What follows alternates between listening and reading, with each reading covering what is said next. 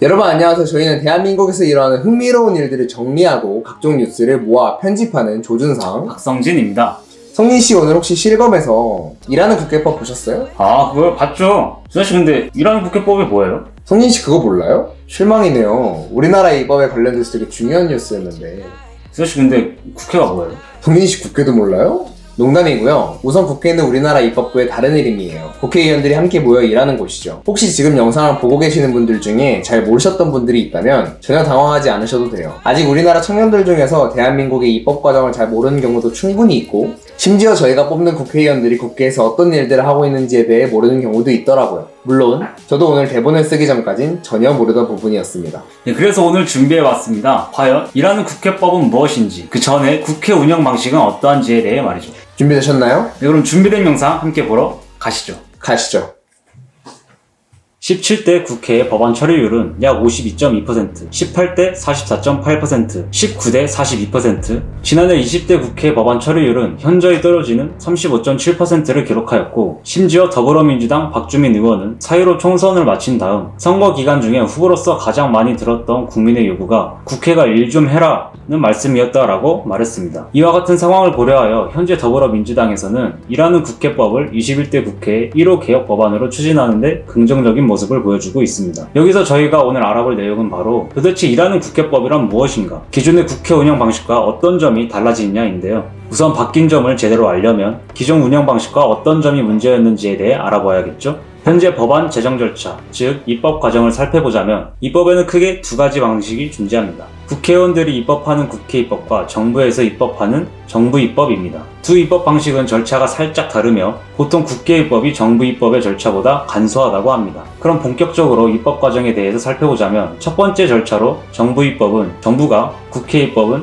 10인 이상의 국회의원이 법률안을 제출합니다. 두 번째로 정부 입법의 경우 국무회의 심의를 거쳐 대통령이 서명하고 국무총리와 관계 국무의원이 함께 서명하여 국회의장에게 제출합니다. 보통 이 기간이 오래 걸린다고 하는데요. 국회 입법은 이 과정이 생략되기 때문에 정부 입법보다 간소하다고 할 수 있다고 합니다. 10인 이상의 국회의원이 발의한 국회 입법은 국회의장이 법률안을 받아 상임위원회 심사로 넘어가기 전에 입법 예고라는 것을 합니다.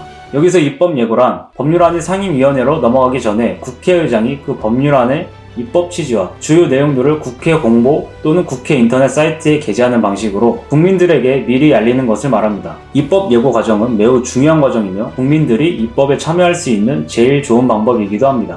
말이 조금 길었는데 정리하자면 정부 입법은 국무회의의 심의를 거치고 국회 입법은 입법 예고를 거쳐서 법률안을 그 다음 절차인 상임위원회 심사를 받게 된다는 것입니다. 대한민국 상임위원회는 총 17개가 있고 법률안의 속성에 맞는 위원회가 심사를 맡게 됩니다. 예를 들어 외교 혹은 통일에 관련된 법률안은 외교통일위원회에서 심사하고 교육에 관련된 법률안은 교육문화관광체육위원회에서 심사하는 방식입니다. 상임위원회의 심사가 끝나면 이제 법제사법위원회 체계자구심사로 들어갑니다. 체계자구심사는 법률안 내용 가운데 위헌적인 부분은 없는지, 다른 법률과 충돌은 없는지, 법률 용어가 명확하고 적합한지 등을 검토하는 것입니다. 그리고는 전원위원회 심사, 그 다음으로 본회의를 거치고 의결된다면 정부로 이송합니다. 마지막으로 대통령이 정부로 이송된 법률안을 15일 이내에 공포해야 합니다. 물론 여기서 대통령은 거부권을 행사할 수 있습니다. 여기까지 길고 긴 입법 과정에 대해 다뤘는데요. 평소보다 재미없는 얘기로 조금 지루하시진 않나요? 여기까지 들으신 여러분들 참 대단하고 존경스럽습니다. 이제 오늘의 본론인 21대 국회에서 말하는 일하는 국회법은 무엇인가에 대해 알아볼 테니 함께 파이팅 해봅시다.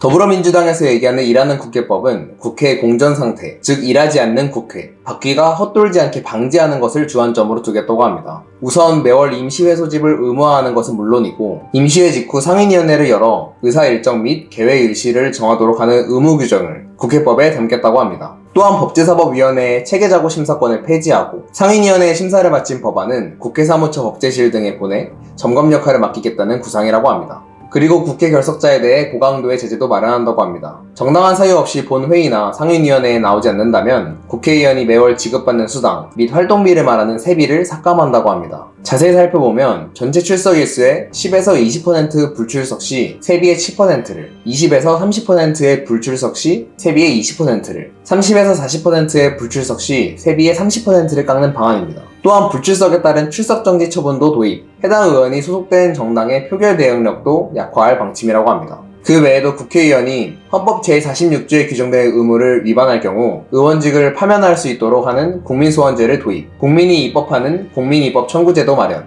국회윤리위원회 강화 등의 계획도 존재한다고 합니다. 마지막으로 공약에는 없지만 패스트트랙, 신속 처리 안건 기간을 현행 330일에서 45일에서 60일로 단축하는 방안도 나올 수 있다고 합니다. 하지만 여기서 문제는 이러한 시도가 20대 국회에도 있었다는 것인데요. 지난해 4월 국회를 통과한 국회법 또한 이라는 국회법이라고 불렸었습니다. 하지만 20대 국회는 국회법이 통과된 후에도 이전과 달라진 모습을 보여주지 못했고, 이러한 모습을 지켜봤던 사람들은 이번 21대 국회에서 추진하려고 하는 이라는 국회법을 한편으로 기대하기도 하면서 반대로 저번과 똑같지는 않을까 하는 그런 걱정도 있다고 합니다. 네, 여기까지 오늘 저희가 준비한 이라는 국회법에 대한 내용이었습니다. 저희는 매주 월, 화, 수, 목, 금요일에 일어난 일들을 화, 수, 목, 금, 토요일에 영상을 업로드할 예정입니다. 앞으로 대한민국에서 일어나는 이슈들을 꼼꼼히 챙겨보고 싶으신 분들은 저희 채널을 구독, 좋아요. 알람 설정까지 해주시면 정말 감사하겠습니다. 네, 그럼 시청해주셔서 감사합니다. 안녕.